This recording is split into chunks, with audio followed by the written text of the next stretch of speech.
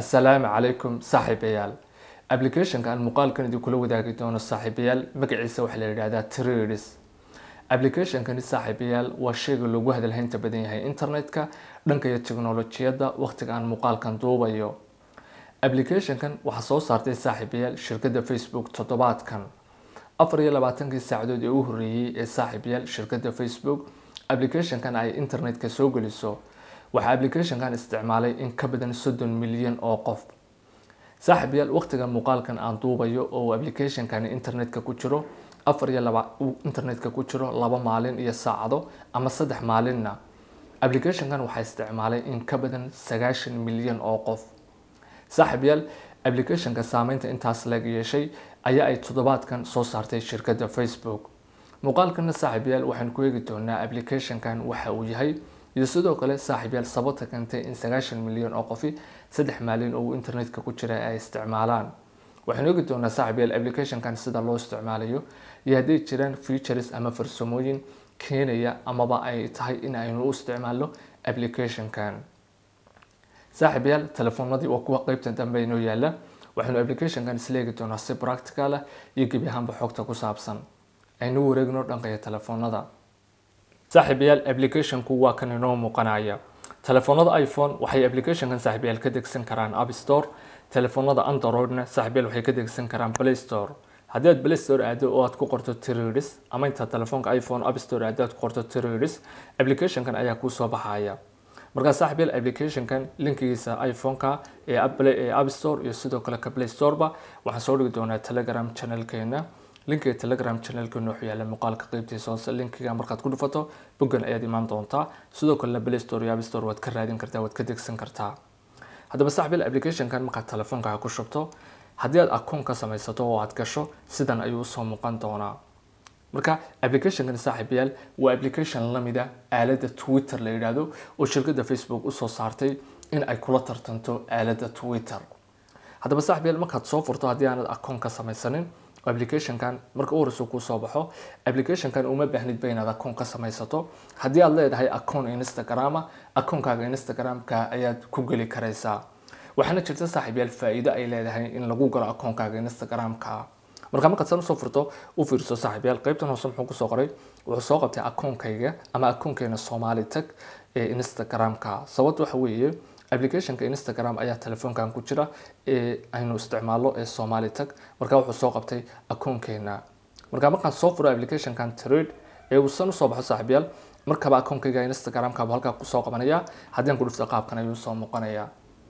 haddaba saaxiibayaal application-kani sidoo inagu muuqanaya haddaad fiirsato waa application lamid ah say noo muuqanaysa Twitter shirkadda Facebook soo saartay uguna talagashay in Twitter ay kula tartanto haddii marka saaxiibayaal qaybta muuqa adeegto application kan 100% waxa uu la mid yahay Twitter haddaba saaxiibayaal inta aanan application-ka idin gudbinin sidaynu u isticmaali lahayn oo aan arki doono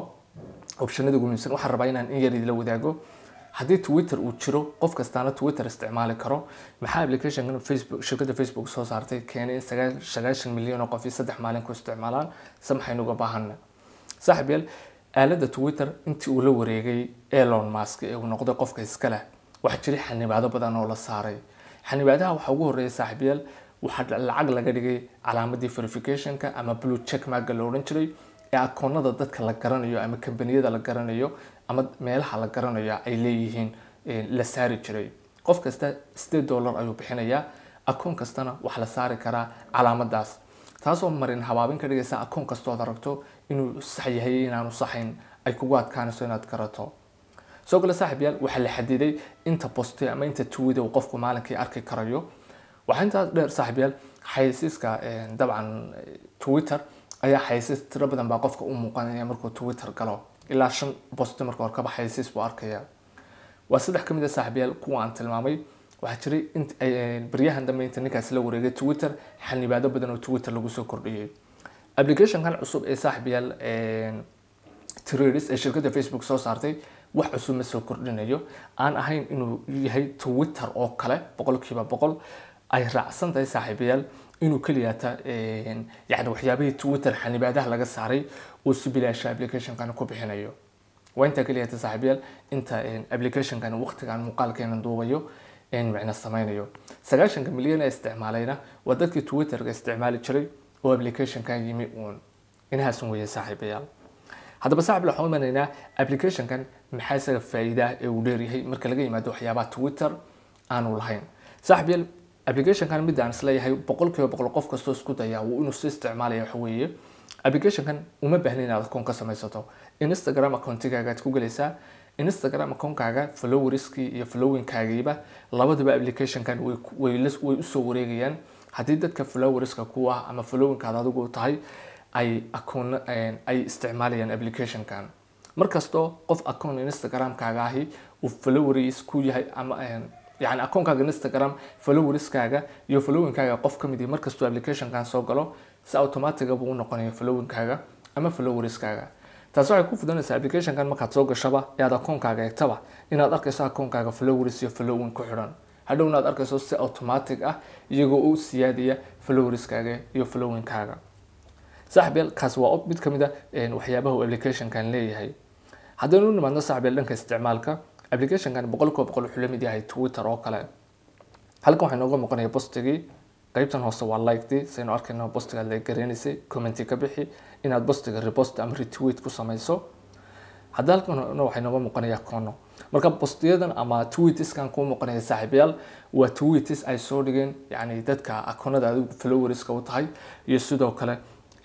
yani waxyaabaha ay soo dhigeen yani akoono kale oo aan markaa kuba xidhnayn adigu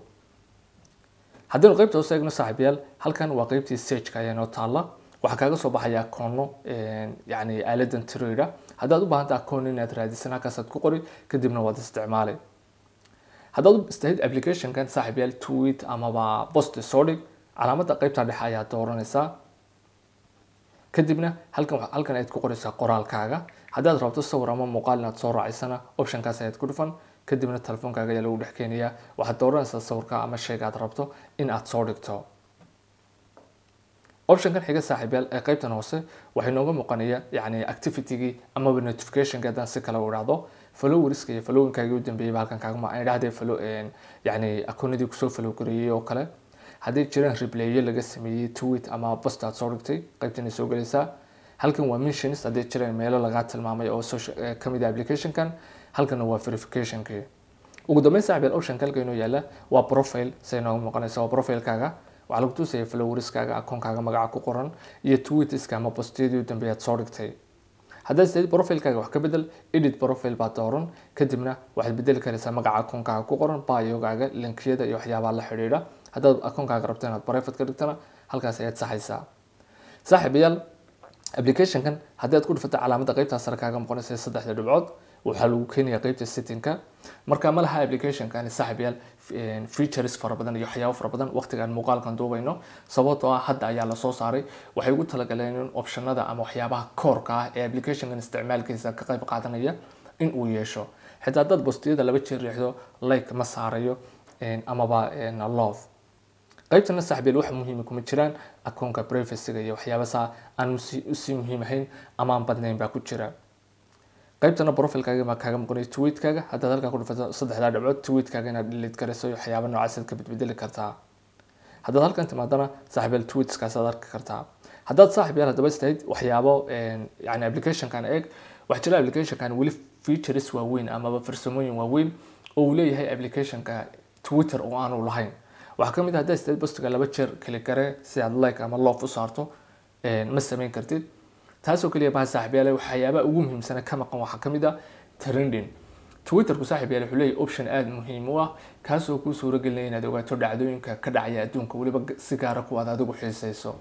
balse application-kan wali ma laha waxay u soo sameeyeen in kaliya options-kii core features-ka ahaa haddaba saaxiibayaal application-kani